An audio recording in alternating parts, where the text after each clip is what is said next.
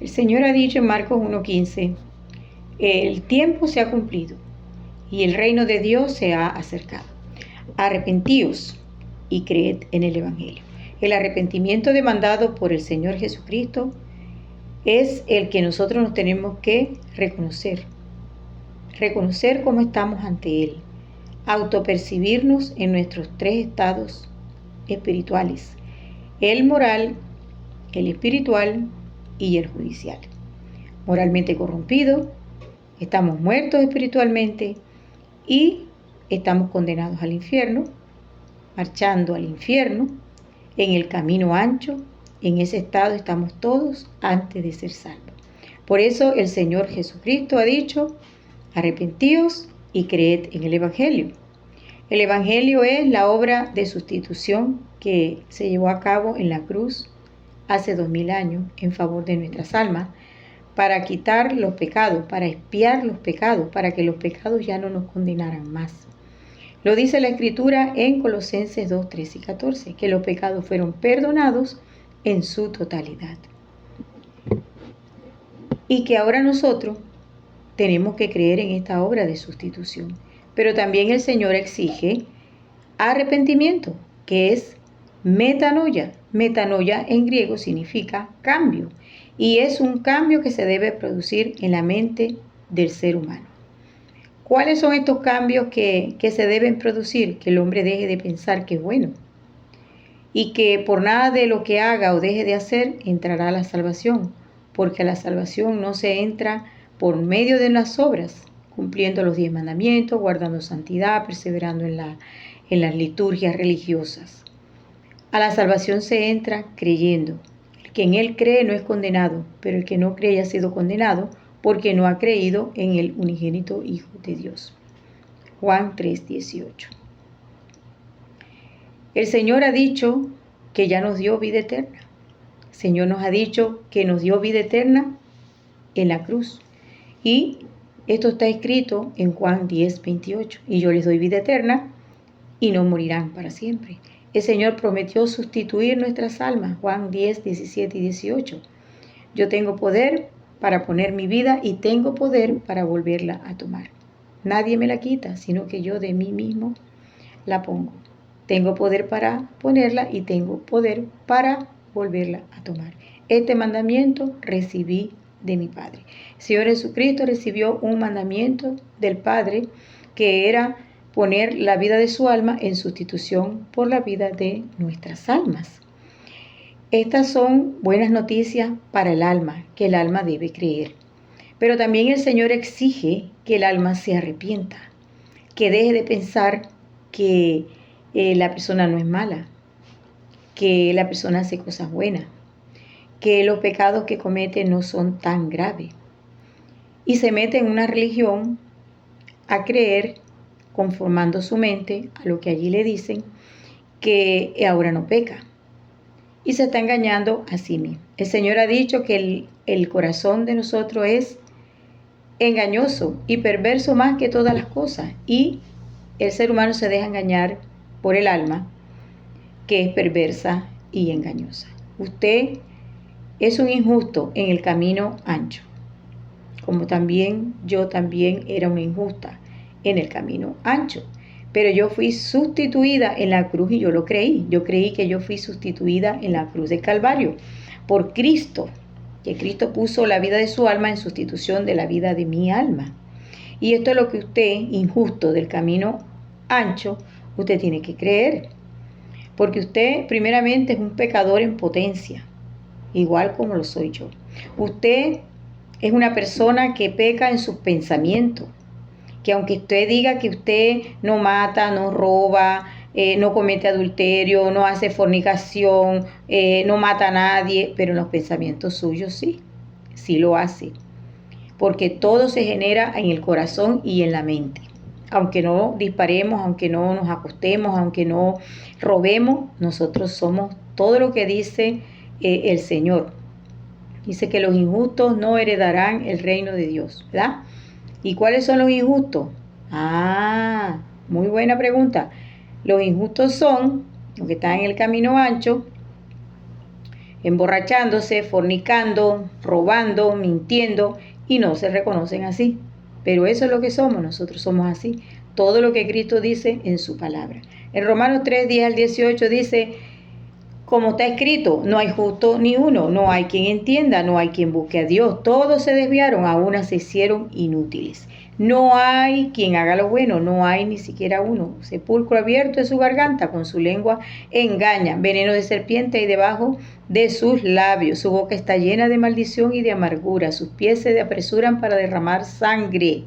Quebranto y desventura hay en sus caminos, y no conocieron camino de paz. No hay temor de Dios delante de los ojos de nosotros.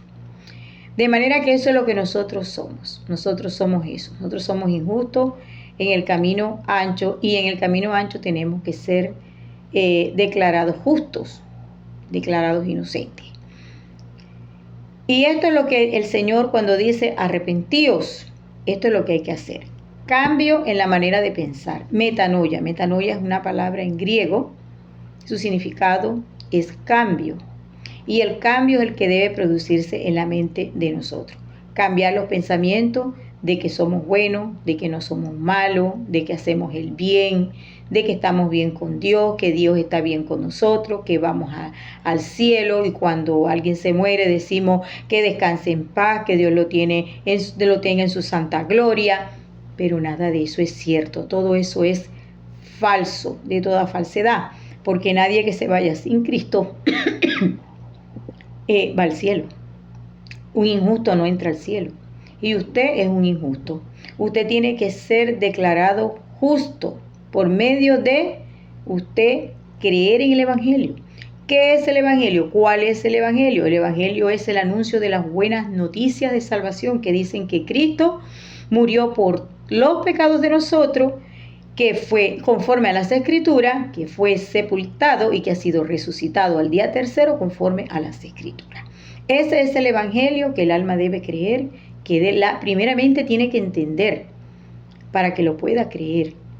Pero también el Señor exige que usted se arrepienta, que usted se reconozca tal cual está delante de Él, muerto, corrompido y condenado. Así está usted en el camino ancho. Si usted está metido en una religión, en la religión a usted le dicen que usted tiene que hacer, que usted tiene que guardar los mandamientos, que usted tiene que ser bueno, que usted tiene que portarse bien. Pero resulta que en Romanos 3:20 dice la Escritura, ya que por las obras de la ley ningún ser humano será justificado delante de Él, porque por medio de la ley es el conocimiento del pecado. La ley es para mostrarnos a nosotros que existe el pecado, y es como un espejo. Nosotros nos miramos en ese espejo y nosotros sabemos que mentimos, porque ahí dice no mentirás. Y matamos aquí en el pensamiento, porque ahí dice no matarás. Cometemos adulterio aquí en el corazón, porque ahí dice no cometerás adulterio. Entonces, la ley es un espejo para que usted se mire, para que yo me mire, y nos reconozcamos que somos infractores de la ley de Dios y que no podemos obedecerla porque estamos 100% caídos. Nosotros estamos 100% caídos y jamás podremos ser justificados por medio de nuestras obras, porque el Señor ha dicho que nuestras obras en Isaías 64:6 son trapos de inmundicia para Él, que nada de lo que hagamos que para nosotros es sublime, es bueno, es bellísimo, eso no nos salva. Usted puede ser la mejor persona del mundo, pero eso no lo salva. Para entrar a la salvación, no, porque a la salvación no se entra por nuestras obras, se entra por nuestra fe. Justificados pues por la fe, tenemos paz para con Dios por medio de nuestro Señor Jesucristo. La religión le enseña a usted que usted tiene que obedecer los mandamientos, que usted no tiene que pecar, que usted no tiene que dejar el pecado, que usted ya no tiene que cometer ningún pecado. Entonces usted no miente, usted no dice mentira. Entonces usted se está engañando a usted mismo, porque todos somos mentirosos. Los 10 mandamientos dicen no mentirás, y nosotros decimos mentira. Entonces nos constituimos no solo mentirosos, sino transgresores de toda la ley. Santiago 2:10 dice que cualquiera que guardare toda la ley pero ofendiera en un punto, se hace culpable de todos los puntos. Y si usted guarda 9 Ya con uno que usted falló, ya usted es un injusto, un pecador, un delincuente. Nosotros somos delincuentes ante Dios. Y eso es lo que nosotros tenemos que reconocer. Así somos. No solamente pecadores, nosotros también somos delincuentes delante de Dios. Nuestra alma es rea de juicio eterno.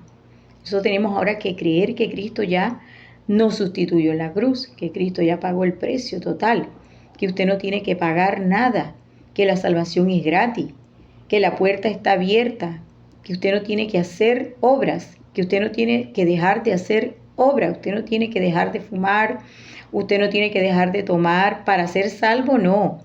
Ese es otro episodio, pero para ser salvo usted no tiene que dejar de tomar, para ser salvo usted no tiene que perseverar, para ser salvo usted no tiene que dejar de fumar, nada de eso, porque todos los pecados que usted está cometiendo hoy, lo que cometió ayer, lo que va a cometer mañana, ya eso ya Cristo lo pagó.